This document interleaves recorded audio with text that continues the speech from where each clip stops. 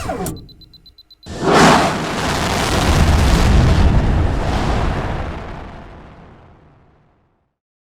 welcome to another Kidmin Training to Go. We're glad you're here with us today.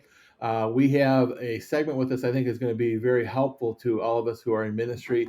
We're talking about kids in trauma and ministering to kids in trauma. You might think, well, I'm not a licensed therapist and I don't know what to do. And that's why we brought Troy here with us today.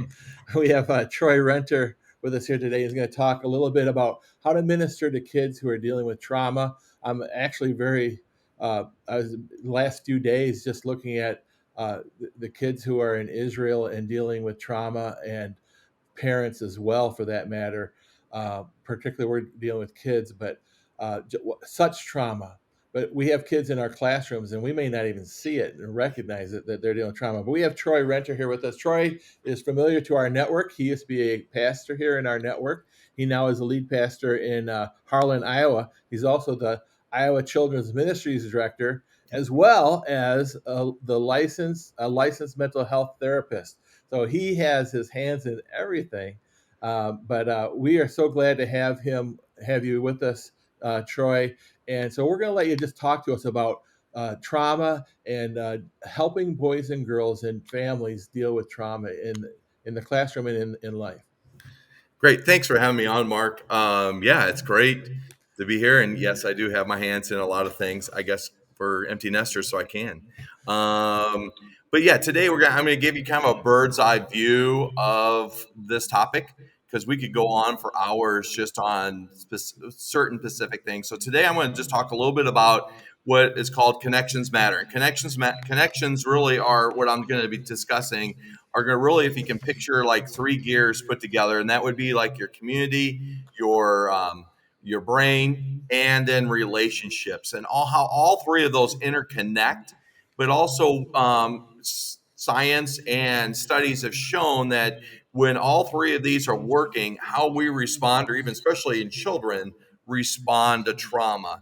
And trauma can take a different, just as we were talking about beforehand, can take a different role from what we're seeing around the world right now in Israel, to different ways that kids deal with it in school, to at their home. So we're going to just take a look at a little bit about how does this work, and what is trauma. Trauma is potentially any traumatic experience.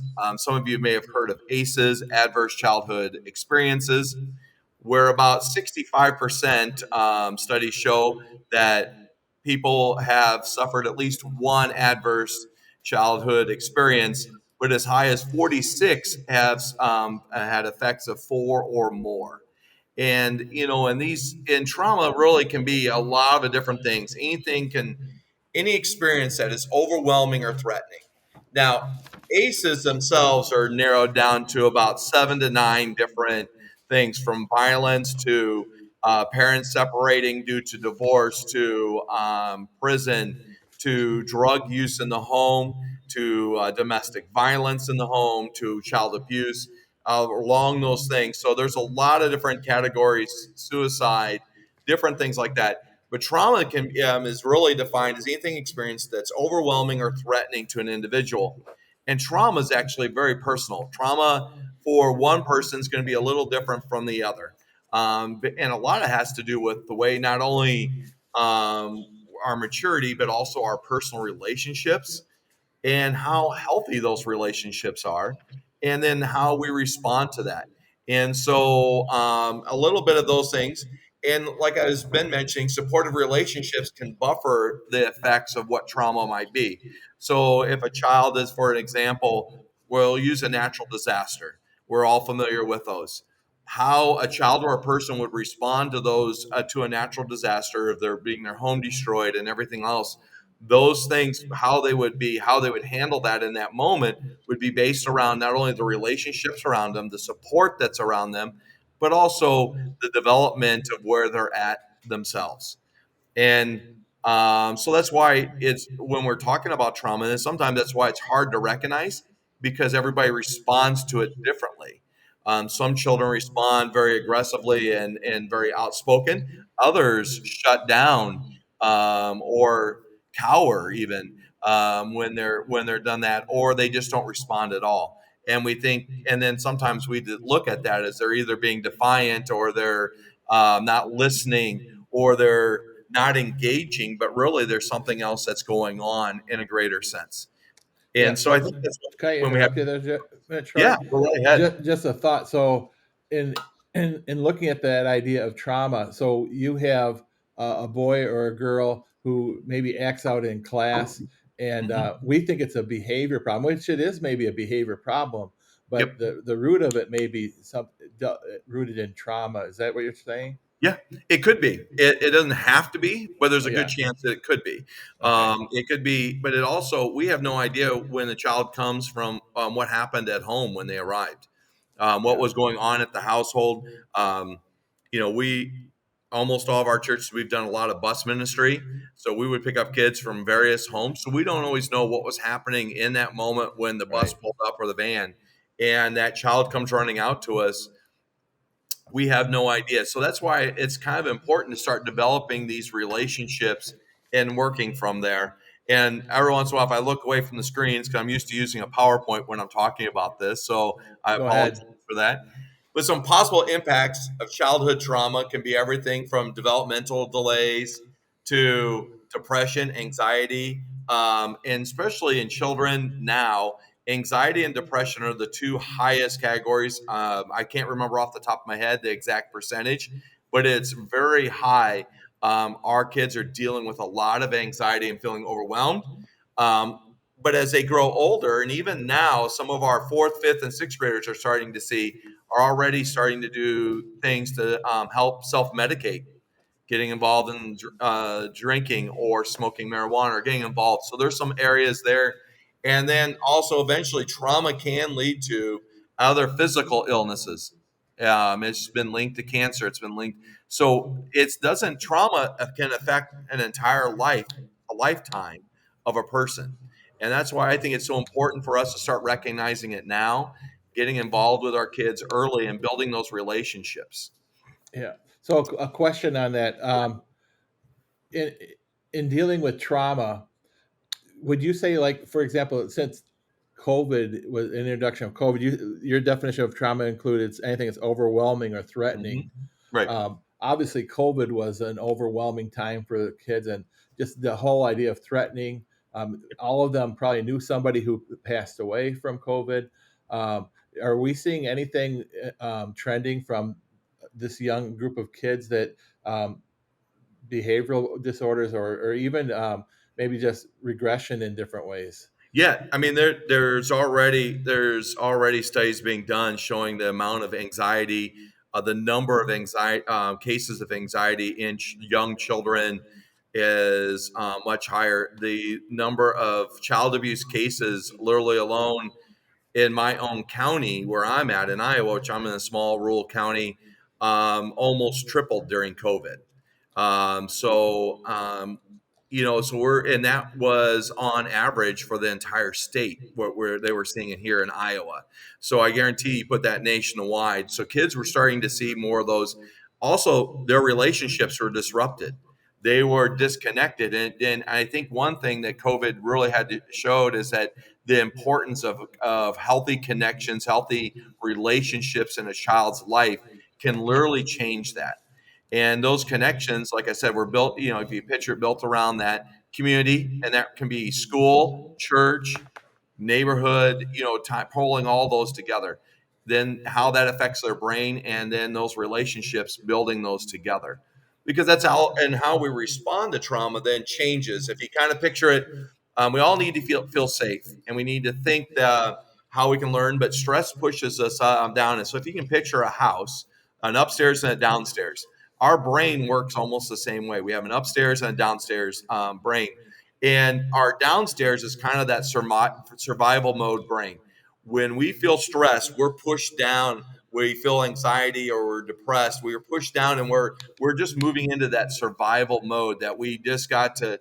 We're not able to think. We're not able to process, and kids can't learn. So you have a child in your classroom that maybe he's acting up, but maybe there's something happened at home. Maybe mom and dad were in a huge argument as they were running out of the house, and they have no idea if mom or dad were going to be home when they went back. Um, or that's just a simple example of one. So the child's coming into your classroom and now is not normally not interacting or maybe acting up a little bit because their brain has moved into more of a survival mode. They're just wanting to get through and get home for the night. They just knew that they had to leave to be safe, but they also needed to move there. And that's where, and then part of that is when we move through that, as we move upstairs, if you allow the child to calm, and that's where those healthy relationships, knowing your children that come to your church and building those connections help bring that them moving from a survival mode and bringing them into a thinking and learning brain where you can actually be able to connect with them and help them engage. And then they can then read, they can help speed, they can regulate their body, they can build relationships, and it's all built in that setting. And I think that's part of a challenge for us is being able to recognize those moments and maybe what's going on for a child. Yeah. um, so in developing those healthy connections, I see that that Yeah. is being a big element of this, obviously. And as you know, as teachers in the classroom, um, you know, for some of us, you know, we see this child maybe Right. once a week, maybe for an hour during that week, but we know something's going on. You know, Yep. what does that healthy relationship or healthy connection look like in that Well, I think scenario? part of that is just getting to know the child or taking time to get to know each child, not just what you're wanting to accomplish for the night, but Right. maybe taking some time and interacting with them, maybe setting up the way you do your night so that you're able to connect with them on a little bit deeper level or knowing that they're safe, but Yeah. also establishing from the get go that if you're in a large group setting or a small group setting, that they're in a safe place, that Right. they're in that spot where having those rules, like in our church, we when I arrived, actually at several of our churches we've been at, we arrived and they had endless rules for kids to try to remember. Hey, this is how you're supposed to act. Well, we narrowed it down to just four rules, and we stuck to and those same four rules go from preschool all the way up through our youth, and they're always the same four rules. And the reason why is because we were building those pillars or those walls. If you think of again that house, there's four corners usually to a house, and so if one of those was missing, well, everything else is going to be lopsided. Everything's going to be wobbly. But if you establish that, a child knows that hey, this is a safe place. They're going to keep me safe, and it's also going to be kind of fun. So our rules are basically established. There's no hurts on the inside or out, which means there's no teasing, no bullying. All four of them cover everything. Adults are in charge, so you already set the standard. Now you don't have to tell a child I'm in charge. It's already set there. You don't have to get in that power struggle when they're telling you no, I don't want to do this. Right. Okay, let's not argue with them. Let's establish that. And I'll talk a little bit about that and how you can what we call reframing when you have a child like that when we get into it. And then the other one, the other one is we respect everyone and everything, which means everything covers all the property, and we're respecting everyone who's talking, who's done that. A few of our classes, we had some kids that love to chat, and so we integrated in a few of the classrooms literally a talking stick. So during those more quiet small group times, whoever has the talking stick gets to talk. And then when they're ready to share, they just pass it on to the next person. It's really surprising how well kids respond, and they actually love it, and they know the rule. Hey, who's talking? One with the talking stick. Okay, Yeah. and they even when they and I'm not saying it's always perfect because it's not, because you're Right. dealing with kids that are dealing with trauma or whatever. But it's a great way to integrate something easy into a room that anybody could do. Um, so I have a 63-year-old guy leading um, 8 boys that are wild and crazy. I mean, they're just wound up from the time they arrive till the time they leave. But when they go into their small group time and he's trying to show them how to do the Bible, he laughed about this talking stick thing, And he finally integrated it, and they all take turns reading, they all take turns listening, they all take, and he goes, wow, just them holding this crazy little stick really worked. And it's just something that we can all learn and do. No, that's great. You know, and I think that's one thing that I think I've heard you talk about the talking stick before, and the Yep. four rules, and those are great rules. And I was hoping you were going to mention the rules. You teased us that you had four rules. I think, oh, Troy, you got to tell me the rules. Yep. But those are great. I know one thing that I do intentionally every week with the boys that I work with is uh, we have snack. It's a snack time, Hmm. but we sit and eat, and that's where our best conversations and talk Yeah. oftentimes happen. You know, a lot of times people think that it's unintentional or just having small talk, but reality is it's very guided, and it it is really probably one of the key things to developing relationships with the boys, because it's not something that's written in a curriculum and what you're going to say next. You know, Right. it's conversational, and the boys really like it, um, and our leaders like it, and we get to know one another. And you know, it's a 10-minute period of time, but probably um, other than praying with the boys and sharing the word of God with them, that would probably be my one non-negotiable thing to keep there, is that relational Yeah. eating time. So And we do the same thing. We feed all the kids, so when they come, we realize that food insecurity and where we live is a very big need. So we to meet that, and kids cannot, again, if they don't feel safe, they don't feel like needs are met. right, And I think that's one thing people need to realize is that all behaviors, good or bad, is basically an unmet need. So if a child's acting out, or even a child's behaving, that's what we all desire. But all behavior is an unmet need by for everyone, an adult or child, but especially in children. So when a child's acting out, it's not as much about them acting out; it's discovering what that need was. For us in our last three churches, no matter, one was a real big church, the other ones were much smaller, or is much smaller than that. Um, we fed everybody, and the reason why is because we had families in our very upscale church, upper middle class to very up to do 1,000 people. They were traveling, they were getting picked up from a sporting event or whatever, and sometimes they were eating maybe a granola bar on their way home because they didn't have time to get from practice to there.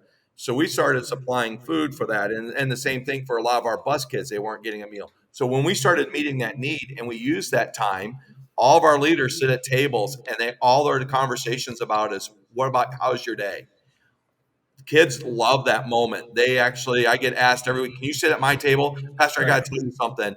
And so I take turns, and they all know I'd switch around to different tables, but I get to listen to them about their day. And it literally sets the tone for the whole night.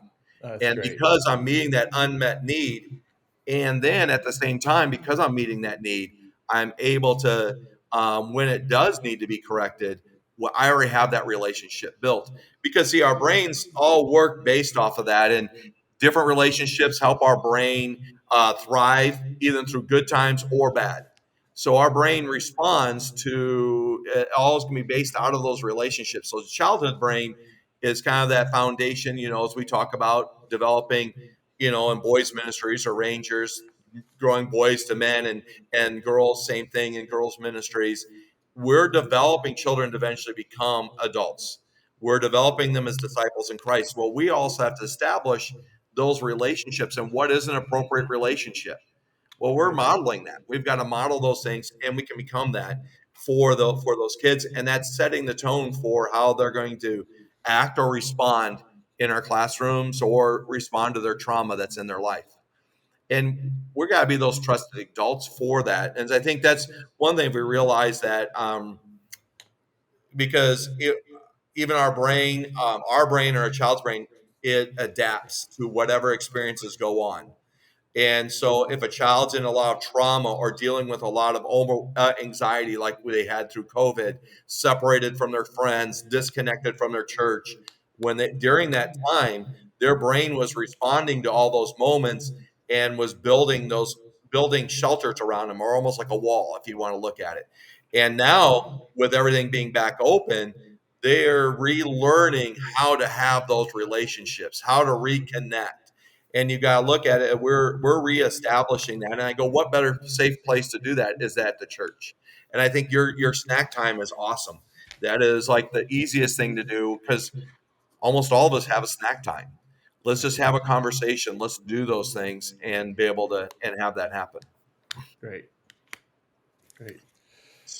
It, So what else you got for us, I Troy? think Tell one us. of the things I was talking about as ending is kind of that I mentioned it is about reframing. When you had a child, Yeah, that behavior, their child's acting out, and I said all behaviors that is driven by an unmet need, and it's actually driven really more than just an unmet. It's actually a healthy need that they need to have. It's a so when we do that, we need to be able to first recognize that need. We need to be able to discover it, and the only way you can do that is built in that relationship through community. And the church is like the perfect community to for children to not only express themselves, but to be able to do that. And then the children actually see the world differently than you and I. We have to remember that a child does not see the world the same way. So, like you brought up, in Israel going on, how they see war, how they see things is much different from the way how we would see it. They respond to the world much differently than the way we do. We can mark that up for maturity, but we also can mark it up with the fact that our own life experiences allow that. Well, they're still discovering those life experiences. So then a child needs to then another when we're reframing, when we're looking at how do we recognize this, and this all can happen simultaneously. The desire a child needs to know desires to be understood before you know there's something to need. So a child needs to know desires to be understood first. So to recognize that need, that desire is then met. Then you're able then they're able now to listen to what you have to say. If they feel like you're not meeting that need, or they're not meeting that desire, then the fact is that they're not going to listen to you. So then what are they going to do? Their behavior changes. They're responding to the trauma. They're responding to their negativity, and then and what you allow or what you're going to do allows that. And then if they don't feel like they're heard, they're going to make themselves heard. So why not? And so as you're reframing their behaviors, just taking a look at going, okay, child's acting up, Sammy's acting up. What's his unmet need today? Well, he had something he needed to say to me right earlier today, but I didn't have time because I was busy because I got here late. I was trying to set up the classroom and he met it. So what is happening? His unmet need was he didn't get to be heard. He didn't get to share with you what was so important on his heart or at that time. And so now we went from being something simple about him telling you about his new puppy that grandmom and dad bought him. Now has become, well, he's just going to act out because if you don't want to listen, why do I need to listen? It's this just as simple as that. I know I'm kind of making this a yeah, big example or right. a very, but also then our eyes equal to a child ears. So if you're not looking at a child and you're going and you're looking over them or you're not looking into their face, they're believing that you're not listening to them because they're used to it. Especially children in trauma are used to adults not listening to them. They're used to not being heard. And so when you look at them, that brings that connection moment back to it. And then you're able to respond to that need. And so basically, reframing becomes part of rather than seeing a child being boisterous or restless, maybe there you reframe it to being something more positive. There's an unmet need. So what is that unmet need? Well, he wants to be a leader. He desires to be a leader. So why not give them a job? An example of that is we have a student in our that comes to our kids ministry. He acts up. I mean, he's very explosive. We all know that. His twin brother, pure opposite. They're literally identical twins, born minutes apart. You can't tell them apart. I flip their names around all the time. I now figured out how to tell them apart. And basically, it's their behavior is the way. What Wow. we've discovered, though, is if we allow him, he feels he wants to be heard, and he feels like in his family he's not heard because he's always in trouble. So he's always being told. So when we listen to him, we give him a job that the whole night changes for him. He not only can answer every question, he participates. He actually worships, and all we're doing is having, hey, can you hand out tonight's snack? Can you hand out the papers for tonight? And we'll get other leaders that, well, is that fair to all the other kids? Well, is it fair to that child also that he has to sit and think that he's not being heard, he's not heard, you know what I mean, he's different from Yeah. everyone else? And we have to take fairness out of it. We have to also look at what is the need for every child and meet those, and that can easily be done in every classroom. Yeah, I believe that, and every child is different, Yep. and I think it's learning. You mentioned this right from the beginning is learning who the boys and girls are in our classroom, getting to know them on a more than just surface level. Right. Um, Praying for them. One of the things that I was thinking about while you're talking is I think I'm all in on being a healthy connection for the boys and girls that I minister to, and I'm all in for that. But I realize that I can't be there all the time for them, and of course they wouldn't want me to either to be there for them all the time. So the question is, introduce the whole idea of how do we help the child in that in their relationship with God and help them recognize that make that healthy connection to God, that God can help them in their moment of need and where they're at. I think where that starts out is you establishing that safe parameters, that safe house for them. So when a child enters your classroom or they enter your church, this is a safe place. This is no longer everything that's happening in their world, all their experience or their trauma does not have to play a fact or a role in this moment. They're in a safe moment. You're a safe person, and you're able to model what Christ can do in their life. You're able Yeah. then to start speaking into how God can enter that in, and that can be as simple as putting your arm around them, giving them all high fives, recognizing them by name, um, or giving them all nicknames, whatever you need to do to help you remember. But Right. it's establishing that relationship so that you can bring God into those moments. And Right. then when you're teaching them, they're now listening because you've now just reframed their behavior. You've brought them down to this point. They know you're in charge. They know you're going to keep them safe. They know everybody else is going to have fun. And if someone's acting up, you're going to take care of it. They don't have to intervene. So now they're in a spot where they can actually hear God, listen to God, Yeah. and respond to God. And I think that's where if we can establish those classrooms basically in those same four rules. Our last rule, I don't know if I mentioned it, is to have fun. That was our absolute last rule. And our kids, so we make sure every night somewhere there is something that's over the top fun that they all get to do. And for some of them, they don't always consider it fun because that's not what they would do for fun, but it is something different from the rest of the night. And it's just able to establish that because now they know they're in that safe place, and that's what helps them bring it. Because you're right, we only have them for maybe an hour and a half, and for if we're lucky, we get them on Sunday, so maybe we get them for another 2 hours, depending on our service, hour and 15 minutes. So we get them maybe 3 hours out of a day, but when they come into that building and they know this is their safe place, it changes the whole aspect. And then you help them adjust that to the world, giving them, here's how you can do this when you're at home. Here's what you need to do when you're at home, and model that in your classroom. Talking about prayer, teaching them how to pray, but how do they pray even at home? Here's what you need to ask for. Are you struggling? Here's what you do. And be able to do that because God can meet that need. Yeah. So Yeah. Amen. Amen. Well, Troy, it's been great having you here yeah, with us today. If anybody wanted to ask you any questions, you mind if I'll put your email address in the notes? Um, that that would be yeah, great. Yeah, feel that'd free. be great to do that. Yep. You know, one thing I recognize that I am not, and sometimes we have children who have they're really struggling with some issues.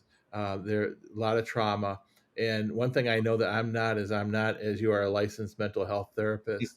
And sometimes we have kids that we need to make a recommendation for their parents. Say, hey, have you thought of somebody? And I think one thing as a pastor I really started to do, and I think this is a tip that I'd have for people, is have a list of help people of helps in your drawer that people have different needs that you're not really ready to handle them or help them with them, but you can point them to them. I Right. like to tell people, my biggest help is I like to tell people, let me introduce you to my best friend. He knows how to fix everything. Let me Yep. introduce you to Jesus. And Right. but there are other people that are his friends as well that can help you through this. Yep. And so uh, I know that there are kids who are really struggling that need some extra help, and somebody like yourself would be a great resource for that family. And so, as pastors, find out who those people of helps are around them. I don't know if you have any insight on that before we leave. Well, yeah, no, even before I became a therapist, that was the reason why I became a therapist. I was trying to help a lot of kids. I was getting a lot of people asking me if I could meet with them, and realizing that I didn't have all the skill sets, even though I came up in this field before I became a pastor. I didn't have all the skill sets to meet those needs. And even today, I don't feel like I always have the skill sets. And so I think being able to refer out, having that list of people looking in your community, to tie that in and be able to reach out to them that they know they're safe, Yeah. and be able to work and get to know them. And I think that's the other thing, Mark, is one other thing that leaders could do, especially full-time pastors, is asking their church can go and volunteer at their local elementary school or their elementary schools.